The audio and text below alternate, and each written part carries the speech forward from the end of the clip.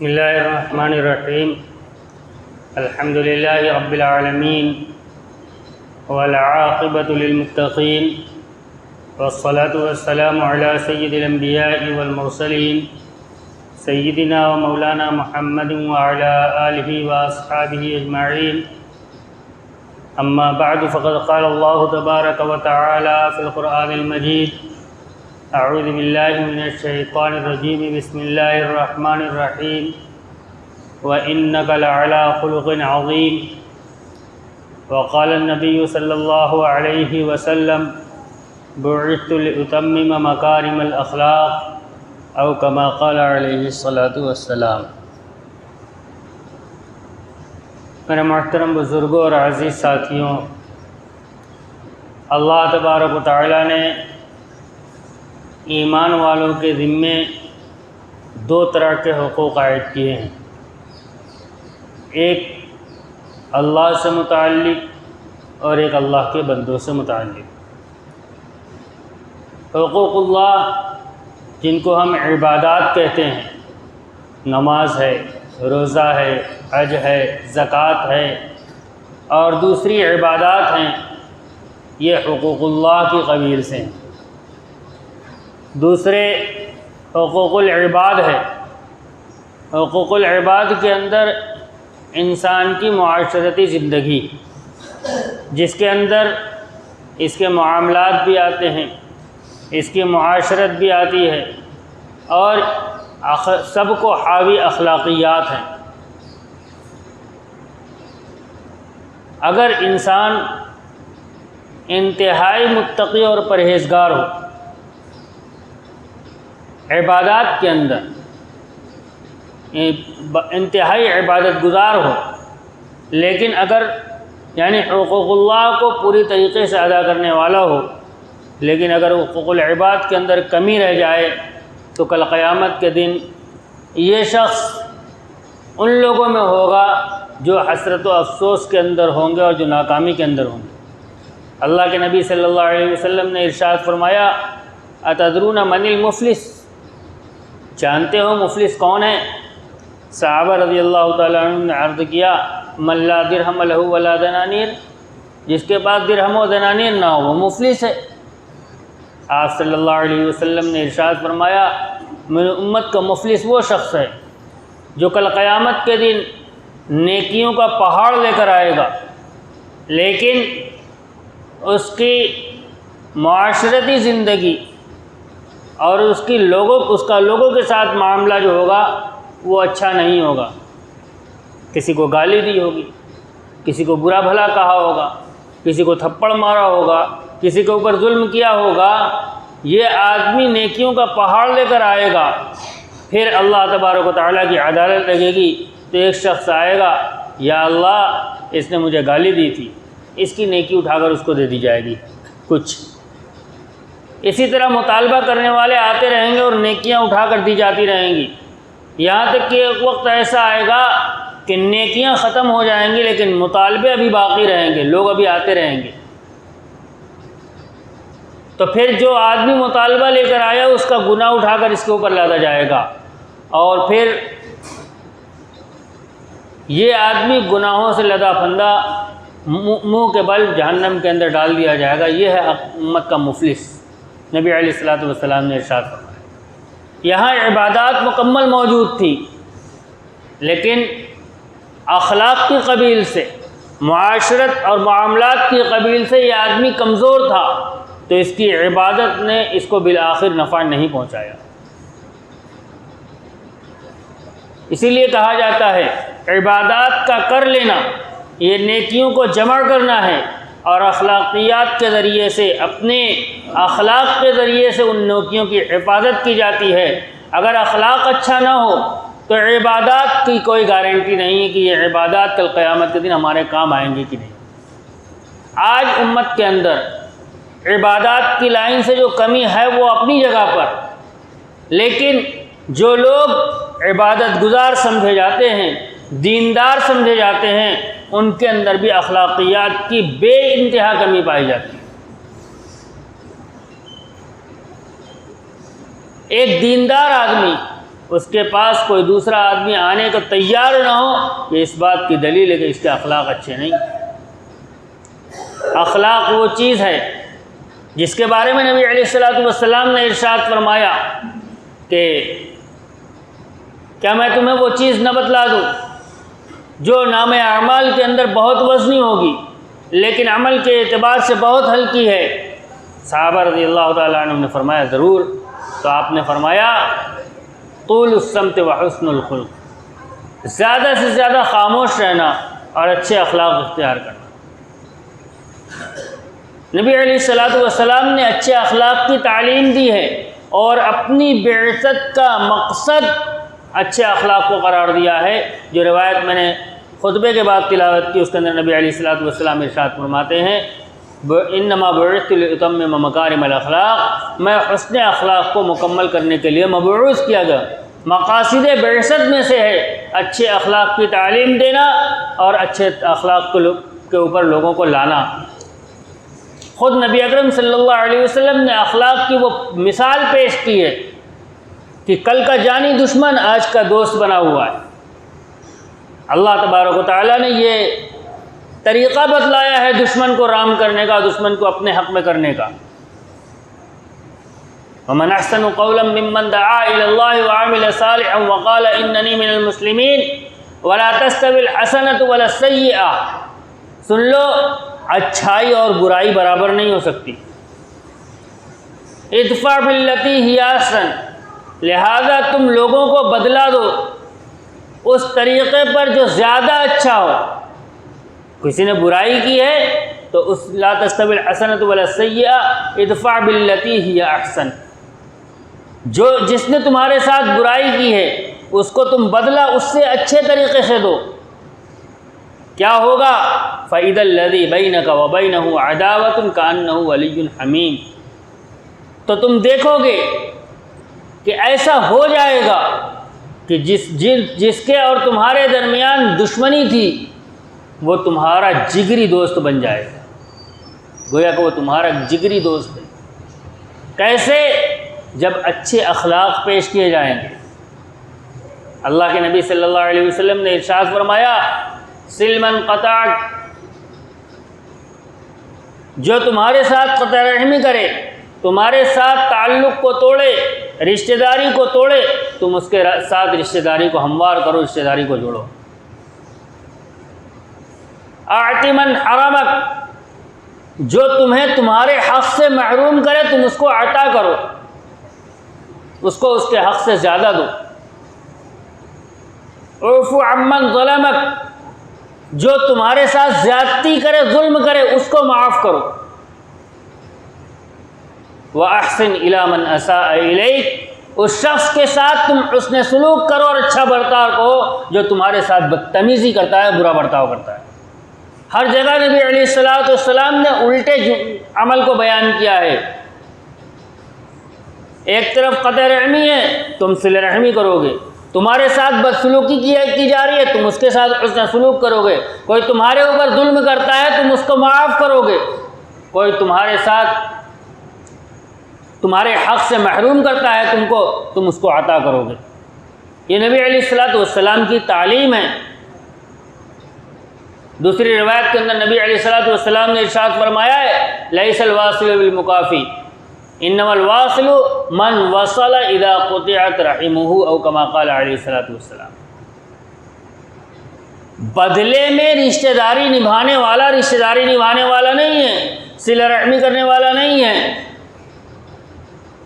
کہ کوئی رشتہ دار ہمارے ساتھ اچھا تعلق رکھتا ہے تو ہم بھی اس کے ساتھ اچھا تعلق رکھتے ہیں، کہ اس کا نام صلہ رحمی نہیں ہے۔ صلہ رحمی کس کا نام ہے؟ انما الواصل من وصل اذا قطعت رحمه، در حقیقت صلہ رحمی کرنے والا وہ شخص ہے جو اس وقت صلہ رحمی کرے جب اس کے ساتھ رشتہ داری کو توڑا جا رہا ہو۔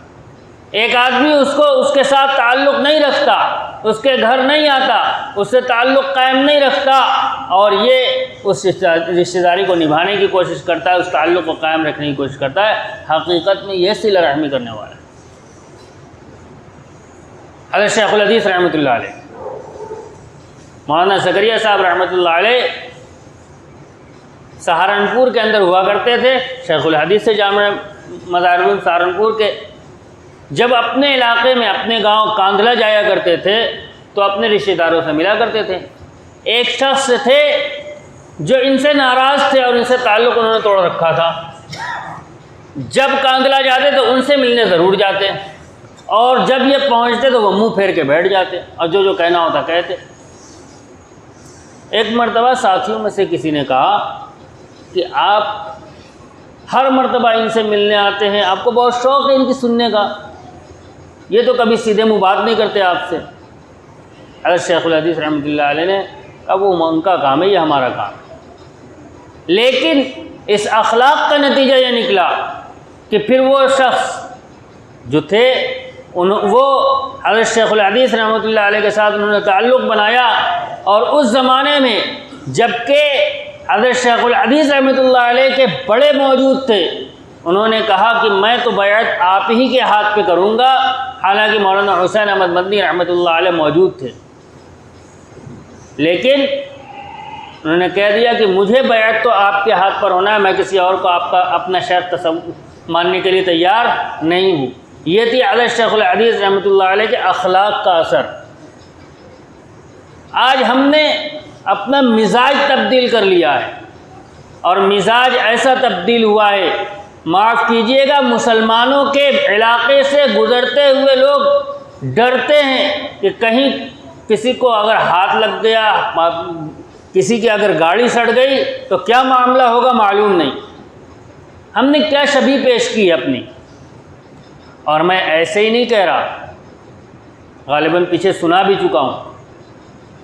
ایک مرتبہ میرے ساتھ معاملہ پیش آیا، میں اپنے محلے کے اندر جا رہا تھا، ایک لڑکا سائیکل سے جا رہا تھا اور دوسرے صاحب گاڑی سے اپنے تھے، معلوم نہیں کیا ہوا، وہ لڑکا گر گیا سائیکل سے، گرا تو اس کی زبان سے نکلا چچا ذرا دیکھ کے، بس سفید داڑھی والے گاڑی کھڑی کیے اور شروع ہو گئے، مجھ کو سکھلاتا ہے، کسی طرح بیچ میں کھڑے ہو کے میں نے دونوں کو الگ کیا ہے اور اس لڑکے سے میں نے معافی مانگی۔ کیا میسج، کیا پیغام لے کے گیا ہوگا مسلمانوں کے بارے میں وہ؟ حالانکہ غلطی ان کی تھی، غلطی اس لڑکے کی نہیں تھی۔ اخلاق ہمارے یہاں سے نکلتا چلا جا رہا، ہمارے آپس کے تعلقات کے اندر سے اخلاق ختم ہو گیا، سب خود غرضی اور مطلب پرستی کے اوپر سب قائم ہے۔ ہمارا کسی سے تعلق، کسی سے ہماری کوئی ضرورت ہے تو سارے تعلقات اس کے لیے ہیں، اور ضرورت پوری ہو گئی تو تعلقات کا کوئی مطلب نہیں ہے۔ اللہ کے نبی صلی اللہ علیہ وسلم نے ہمیں یہ نہیں سکھلایا تھا۔ اگر کہیں ہم دب کے رہ رہے ہیں تو وہ ہماری مجبوری ہے، تو ہم دب کے رہ رہے ہیں کیونکہ ہم اس کے سامنے اٹھ نہیں سکتے، اس کا مقابلہ نہیں کر سکتے۔ اس کا نام اخلاق نہیں ہے، یہ تو مجبوری ہے۔ نبی علیہ الصلوۃ والسلام نے کر کے دکھلایا ہے، احسن سل من قطعک، اعط من حرمک، اعف عمن ظلمک، واحسن الی من اساء الیک۔ اس پر آپ نے عمل کر کے دکھلایا۔ صرف ایک واقعہ، مکی زندگی ہم سب کے سامنے ہے، کیا کیا نہیں کیا گیا مسلمانوں کے ساتھ اور نبی اکرم صلی اللہ علیہ وسلم کے ساتھ۔ آخری درجے میں نبی اکرم صلی اللہ علیہ وسلم کے شہید کرنے کی سازش رچ دی گئی، اور اس کو عملی جامہ پہنانے کے لیے ننگی تلوار لے کر لوگ کھڑے ہو گئے آپ کے گھر کے سامنے۔ اللہ تبارک و تعالیٰ نے آپ کی حفاظت فرمائی اور اب ہجرت کر کے مدینہ طیبہ تشریف لے گئے۔ پھر وقت گزرا ہے، درمیان میں 8 سال کا عرصہ ہے، 8 سال کے بعد مکہ فتح ہو گیا۔ وہ سارے دشمنان اسلام جنہوں نے آپ کے ساتھ ہر طرح کا ظلم روا رکھا تھا، اب سر جھکائے آپ کے سامنے، کوئی کہیں بھاگا، کوئی کہیں بھاگا، جو بھاگ سکا بھاگا، جو نہیں بھاگ سکا وہ سامنے موجود ہے۔ صحابہ رضی اللہ تعالی عنہم نے وہ تکلیفیں جھیلی تھی جس کا ہم اور آپ تصور نہیں کر سکتے، تو جوش تو ان کے اندر بھی تھا۔ اس دن ایک صحابی کی زبان سے نکلا، الیوم یوم الملحمہ، آج بتا دیں گے، سارے ظلموں کا بدلہ لے لیں گے، آج تو بدلے کا دن ہے۔ آپ صلی اللہ علیہ وسلم کو خبر دی گئی، ان کے ہاتھ میں جھنڈا تھا، آپ صلی اللہ علیہ وسلم نے جھنڈا ان کے ہاتھ سے لے لیا اور لے کر ان کے دوسرے بھائی کے ہاتھ میں تھما دیا اور فرمایا الیوم یوم المرحمہ، آج بدلے کا دن، آج بدلے کا دن نہیں، آج تو رحمت کا دن ہے، آج لوگوں کے معاف کرنے کا دن ہے۔ آپ فاتحانہ مکے کے اندر داخل ہوئے ہیں اور سر ایسے جھکا ہوا ہے کہ اونٹ کے کوہان سے سٹ رہا ہے، اکڑ کے نہیں داخل ہوئے ہیں۔ اور آپ نے اعلان کر دیا لا تثریب علیکم اليوم انتم الطلقاء، جس نے بھی ظلم کیا ہے،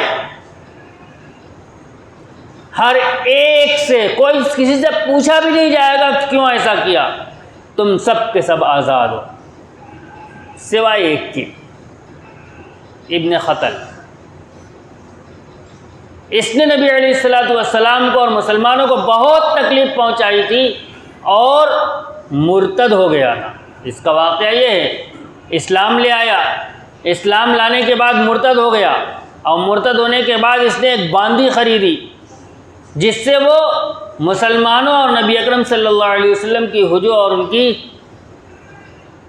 برائی کے اندر شعر پڑھوایا کرتا تھا، لہذا مرتد ہونے کی سزا قتل ہے۔ اس ایک آدمی کو قتل کیا گیا، باقی آپ نے فرما دیا جو اپنے گھر کا دروازہ بند کر لے وہ بھی مامون، جو خانہ کعبہ کے اندر آ جائے وہ بھی مامون، حتیٰ کہ جو ابو سفیان رضی اللہ تعالیٰ عنہ اس وقت تک مسلمان نہیں ہوئے تھے، ان کے گھر کے اندر داخل ہو جائے وہ بھی مامون ہے۔ آج کسی سے کوئی تعرض نہیں کیا جائے گا، کسی سے نہیں پوچھا جائے گا کیوں ظلم کیا تھا۔ نبی علیہ السلام نے اس ایک عمل کے ذریعے تو بتلایا تھا کہ میں جو کہہ رہا ہوں احسن من اساء الیک، چار عمل جو میں بتلا رہا ہوں چاروں اس ایک کے اندر زندہ ہے، ایک عمل کا۔ دوسرے قرآن پاک کی آیت ادفع باللتی ہی احسن فاذا الذی بینک وبینہ عداوۃ کأنہ ولی حمیم۔ آپ کے اس رحم اور اس اخلاق کا نتیجہ کیا نکلا؟ جب آپ فتح مکہ کے لیے آئے ہیں تو اس وقت آپ صلی اللہ علیہ وسلم کے ساتھ صحابہ اکرام رضی اللہ تعالیٰ عنہ کی تعداد 10,000 تھی۔ ٹھیک فتح مکہ کے بعد غزوہ حنین کا معرکہ پیش آیا ہے، اس وقت مسلمانوں کی تعداد 12,000 تھی، یہ 2,000 کہاں سے آئے؟ یہ وہی لوگ تھے جو مکہ کے اندر نبی اکرم صلی اللہ علیہ وسلم کے ساتھ مقابلہ کر رہے تھے۔ جب عام معافی کا اعلان سنا ہے اور نبی اکرم صلی اللہ علیہ وسلم کے اور صحابہ اکرام رضی اللہ تعالیٰ عنہ کے اخلاق دیکھے ہیں تو وہ 2,000 افراد ایک وقت کے اندر اسلام کے اندر داخل ہوئے ہیں، اور حنین کے معرکے کے اندر یہ تعداد 12,000 ہو گئی۔ آج ہم نے یہ سب کچھ چھوڑ دیا ہے۔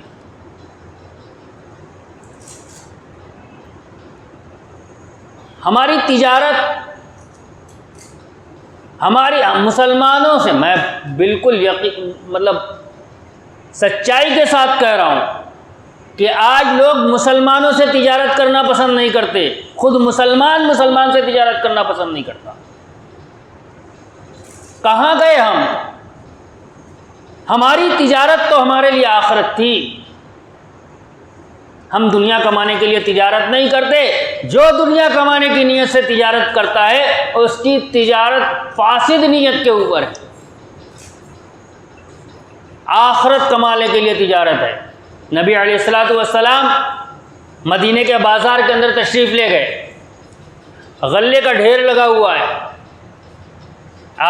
اور سوکھا غلہ ہے۔ آپ صلی اللہ علیہ وسلم نے غلے کے اندر ہاتھ ڈالا، ہاتھ نکالا، ہاتھ گیلا تھا، اندر گیلا غلہ رکھا ہوا تھا۔ آپ صلی اللہ علیہ وسلم نے ارشاد فرمایا من غشنا فلیس منا، جو دھوکہ دے وہ ہم مسلمانوں میں سے نہیں ہیں۔ وہ تو تجارت کر رہا تھا، اسلام سے اس کا کیا تعلق ہے؟ ہماری تجارت ہمارے ایمان کا حصہ ہے، ہمارے اسلام کا حصہ ہے۔ ہم کیا کر رہے ہیں؟ یہی تاجر تھے مسلمانوں کے جنہوں نے پورے عالم کے اندر اسلام پھیلایا ہے، اور ہم وہی تاجر ہیں۔ ہمارا اپنا مسلمان بھائی ہم سے تجارت کرنے کے لیے تیار نہیں ہے۔ کہاں کمی ہے؟ ہم نے اپنا سب کچھ چھوڑا ہے، اسلامی تجارت چھوڑی ہے، اسلامی نظام کو چھوڑا ہے، اس لیے آج ہم بھی تیار نہیں ہیں اپنے لوگوں کے ساتھ تجارت کرنے کے لیے۔ یہ ساری چیزیں ہمارے اندر ہیں جس کی وجہ سے آج مسلمان غیروں کی نظر کے اندر خراب ہے۔ ہم نے اپنی شبیہ خود خراب کی ہے۔ جب تک یہ شبیہ ہماری نہیں بن جاتی، جب تک ہم اپنے آپ کو اخلاق کے اعتبار سے، اپنے آپ کو معاملات کے اعتبار سے سدھار نہیں لیتے، تب تک نہ ہم اپنے معاشرے کے اندر سرخرو ہو سکتے ہیں، نہ اللہ تبارک و تعالیٰ کے یہاں سرخرو ہو سکتے ہیں۔ میں نے روایت شروع میں پڑھ کے سنا دی۔ ہو سکتا ہے آدمی بہت بڑا عبادت گزار ہو، بہت بڑا عابد ہو، لیکن اس عبادت کی بنیاد پر اخلاق کے خراب ہونے کے ساتھ ساتھ اللہ تبارک و تعالیٰ کے یہاں اگر نجات مل جائے، یہ بات یقینی نہیں ہے۔ اللہ کے نبی صلی اللہ علیہ وسلم نے فرمایا، اخلاق ایسا عمل ہے جس کی بنیاد پر نبی علیہ الصلوۃ والسلام نے ارشاد فرمایا ہے کہ اس اخلاق کی بنیاد پر اللہ تبارک و تعالیٰ نے مغفرت فرمائی ہے۔ دو روایتیں، بنی اسرائیل کے اندر ایک فاحشہ عورت کو اللہ تبارک و تعالیٰ نے معاف فرمایا، مغفرت فرما دی۔ بنیاد کیا تھی؟ ایک بے جان مخلوق کے ساتھ اس نے اچھے اخلاق کا مظاہرہ کیا تھا اور ایک کتے کو پانی پلایا تھا۔